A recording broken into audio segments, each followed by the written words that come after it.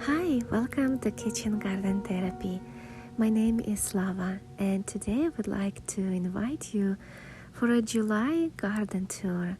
Let's go in my garden and see how my vegetables are doing. There are several varieties of tomatoes, peppers, and other vegetables, and I would like to show them to you and talk a bit about each of them. And let's start with my green stock planters, where I have growing some flowers, but mostly peppers and tomatoes. So over here you can see one peperoncini plant that's producing a lot of peppers. There is also black pearl pepper, which I have talked about in my previous video. There is also these miniature tiny tomato plants. This one is called Orange Sun, and it looks like it's getting some kind of disease, but it's still producing a little bit of fruit for me.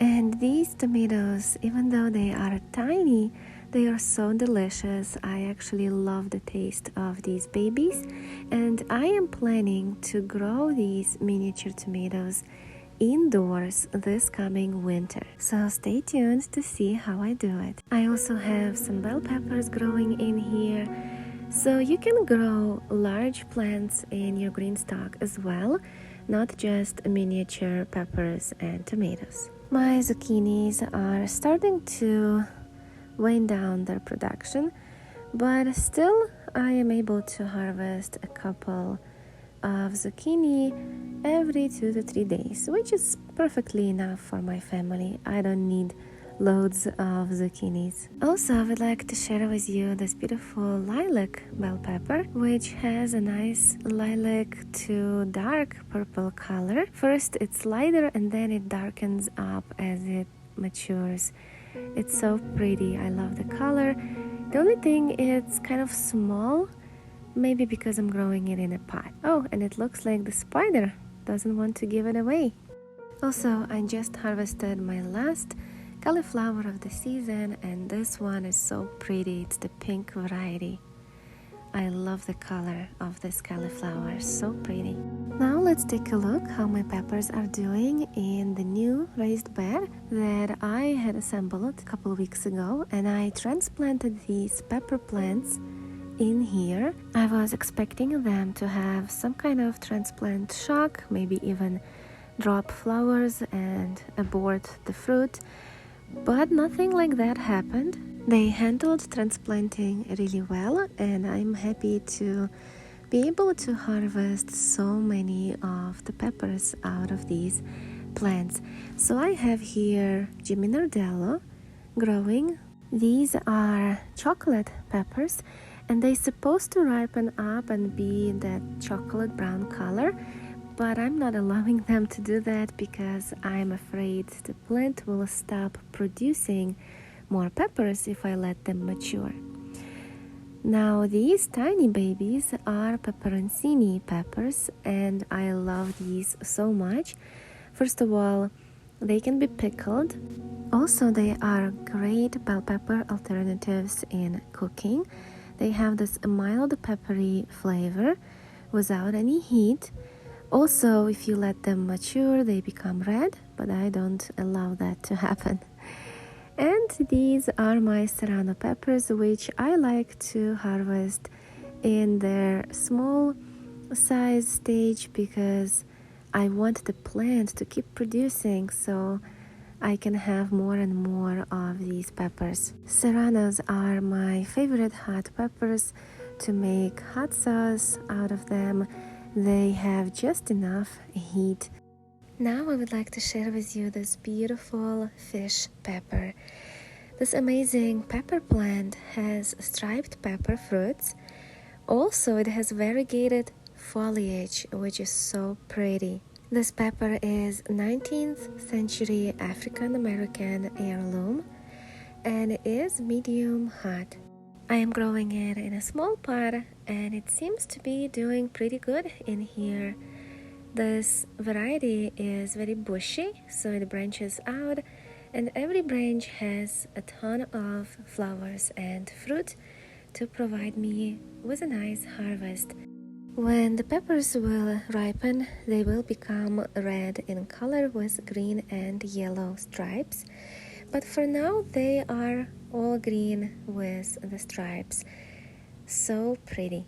I think it's a great variety for those who like ornamental, pretty plants in their garden. So I highly recommend fish pepper.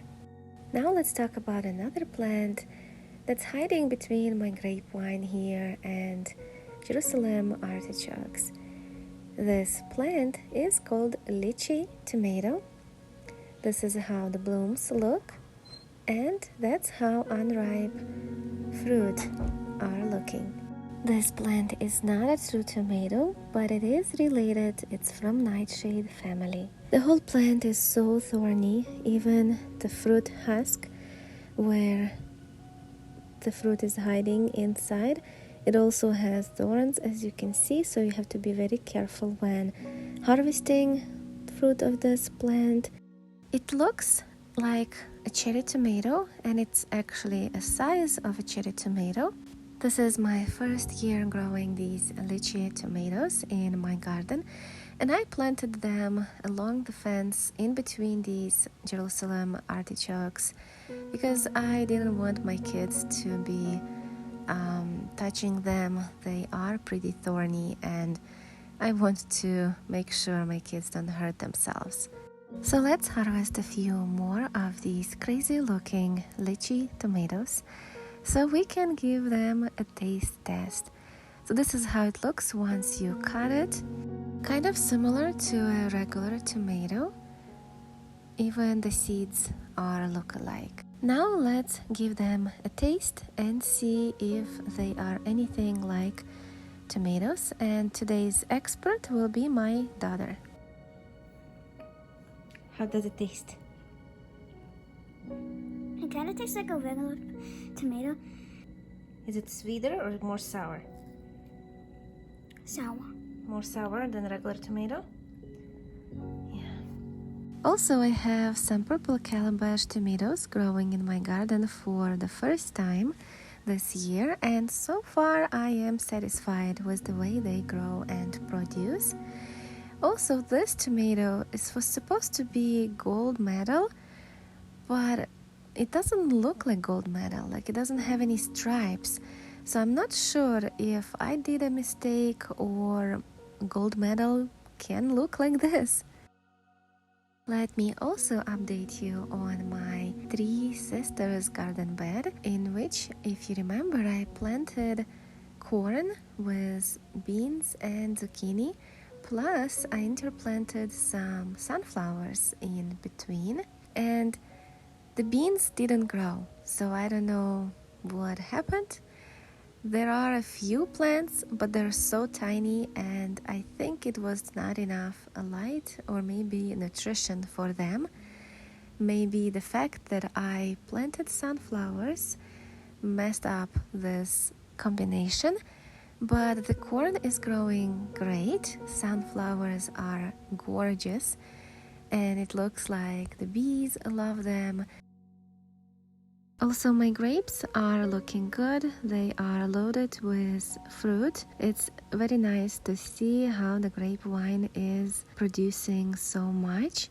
Hopefully they will all ripen up and my family will be able to enjoy some delicious grapes this year. So that was my July garden tour. I hope you've enjoyed looking at different plants in my garden. Thank you so much for staying with me, and I hope you have a wonderful gardening season ahead of you. And I'll see you next time. Bye!